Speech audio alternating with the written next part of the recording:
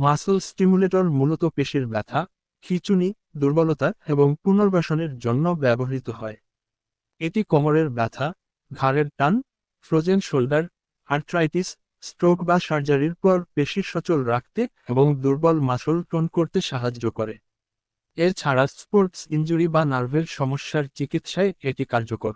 Muscle স্টিমুলেটরের প্রধান ব্যবহারসমূহ: পেশির ব্যথা ও খিঁচুনি দূর করা, দীর্ঘস্থায়ী ব্যথা, কোমরের ব্যথা, ঘাড়ের টান এবং স্পোর্টস ইনজুরিজনিত ব্যথা কমাতে এটি সাহায্য করে।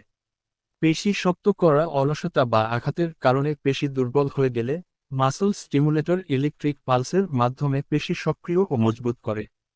পুনর্বাসন: স্ট্রোকের রোগী, নার্ভের সমস্যা বা বড় কোনো সার্জারির পর পেশির কার্যক্ষমতা ফেরাতে এটি ব্যবহার করা হয়।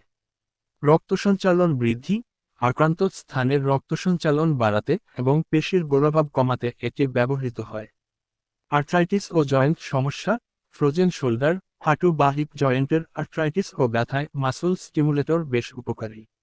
নার্ভ বা স্নায়বিক সমস্যা: যেসব নার্ভের সমস্যার কারণে মাংসপেশি অবশ বা দুর্বল হয়ে যায়, সেখানে এটি থেরাপি হিসেবে কাজ করে। সতর্ক: হৃদরোগী, পেসমেকার বা গর্ভবতী নারীদের ক্ষেত্রে চিকিৎসকের পরামর্শ ছাড়া এটি ব্যবহার করা উচিত নয়।